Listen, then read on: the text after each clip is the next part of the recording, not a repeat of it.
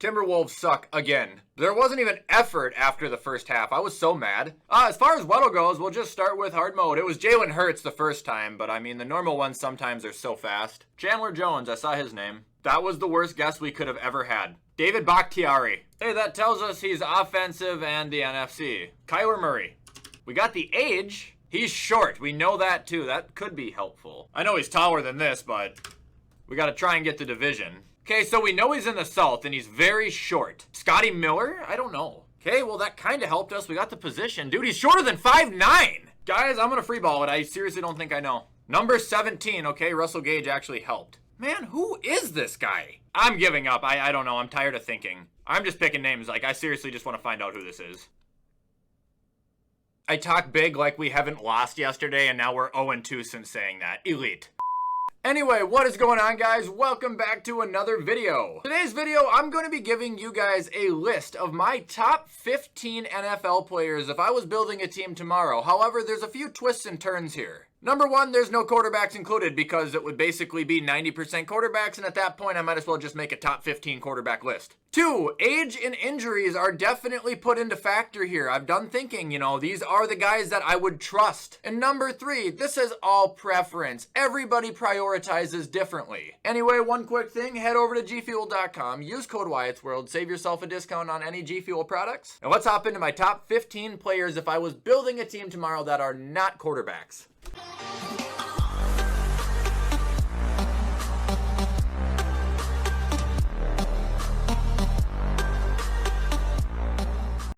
Okay, so starting off at number 15, we've got J.C. Jackson.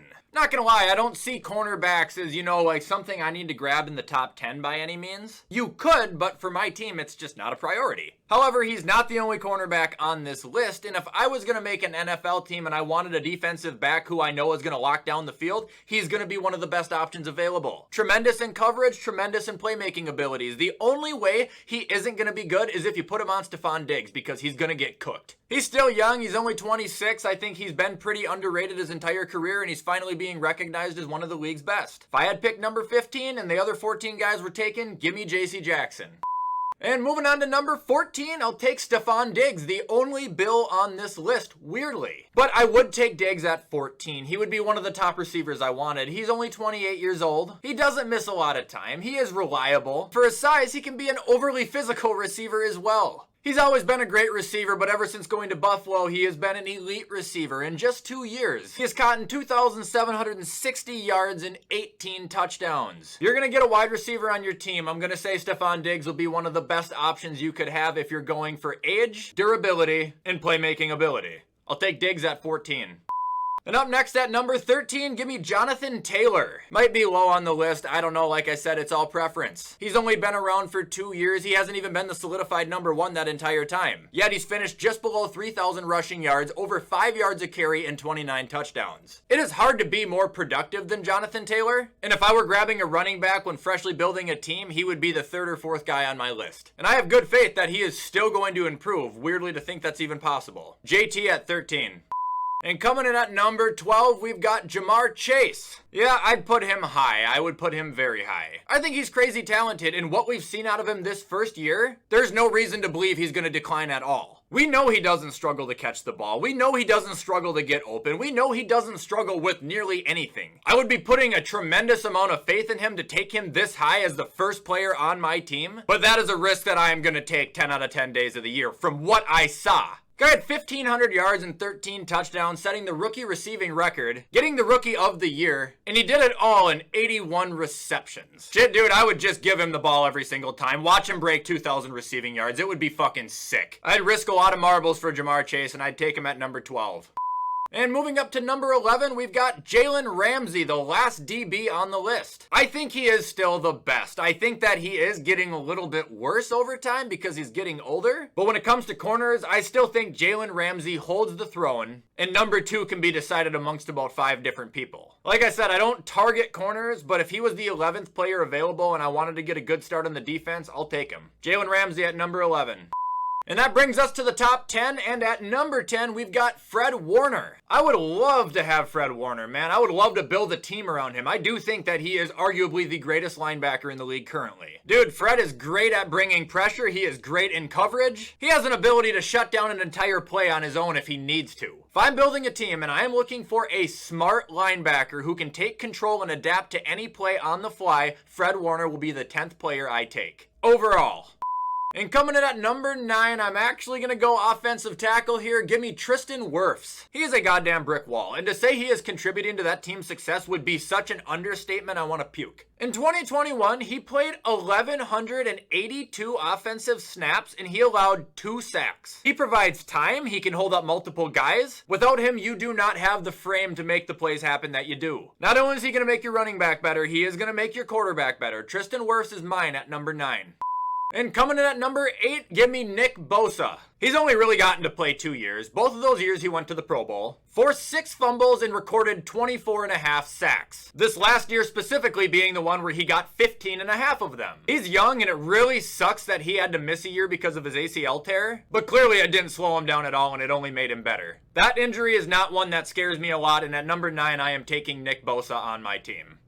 Alright, and coming in at number 7, we've got his big brother. Give me Joey Bosa. I would take Joey ahead of Nick because I think that they're almost the same damn guy, except I've seen Joey dominate for longer. Weird that I would say that because you think age would come in there. Joey's only like 26 or 27. He's still a young buck. Been in the league for 6 seasons, went to the Pro Bowl for 4 of them. He's acquired 58 sacks, 213 tackles, and 12 fumbles forced. Joey Bosa is a fucking machine, and I would take him at number 7, just barely over his younger brother.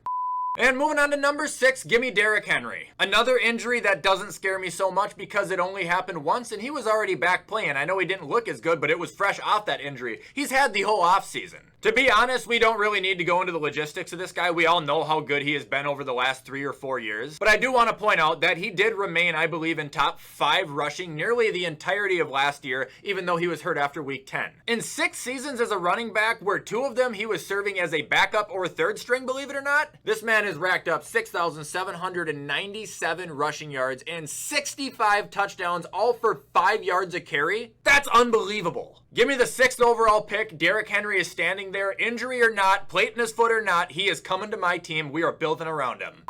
And moving on to number 5, we've got another young buck, but give me Micah Parsons. I want Micah Parsons. If you pick up Micah Parsons, not only do you get a linebacker, you get an edge rusher, you get a DT, you get a fucking DB. And you get all those things at a top 10 level. I swear to you, he is going to be the guy. And it's also very, very helpful that he is one of the more likable players I've seen. He is a good person, man. You wouldn't think so coming from the Cowboys. You'd think he's a prick, but he's not. A top 5 overall pick to rebuild a franchise. He is going to be one of the first options I grab because I think he is going to run the league for a long ass time. 3 fumbles, 16 sacks, rookie season, defensive rookie of the year, Pro Bowl, all pro. I'm taking Micah.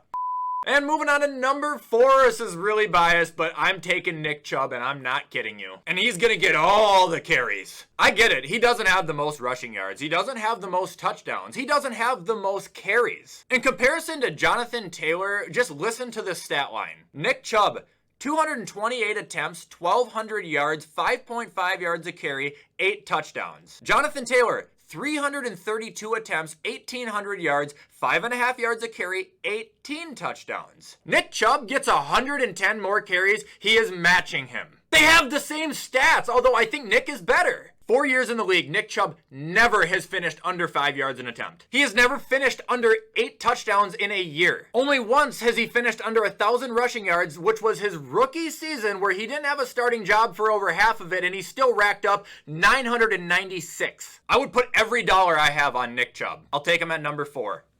And coming in at number 3, we've actually got Justin Jefferson. Ooh, bias, right? I don't think so. I think if you're building a team tomorrow and you're going to take the first receiver available, Justin Jefferson will be your man. He's got you 3,000 yards and 17 touchdowns. At 22 years old, you're going to get a lot of energy. You're going to get a lot of years. You're going to get a lot of great plays out of him. Do I think he's better than Devontae Adams? Not yet. But Adams is 29. That's 7 fucking years older. Give me Jetta at number 3.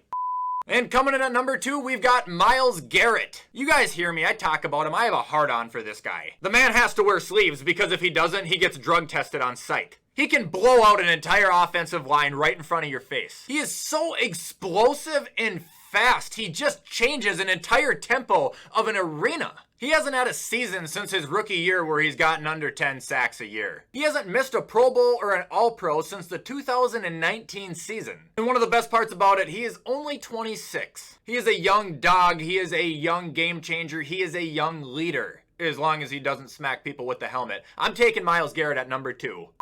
And number 1 overall non-quarterback. I'm building a team tomorrow. You probably guessed it. Give me TJ Watt. Dude, he's unblockable. There's not a damn thing you can do if he's on the field. 4 straight Pro Bowls, 3 straight All-Pros. Just got Defensive Player of the Year. Probably should have won it the previous 2 years. He's been around for 5 seasons. He has gotten 72 sacks, 216 solo tackles, and forced 22 fumbles. If he retired tomorrow, he'd be a first ballot Hall of Famer at the age of 27. He is fucking ridiculous. And he is my number 1 overall take, arguably over a quarterback too. Give me TJ Watt.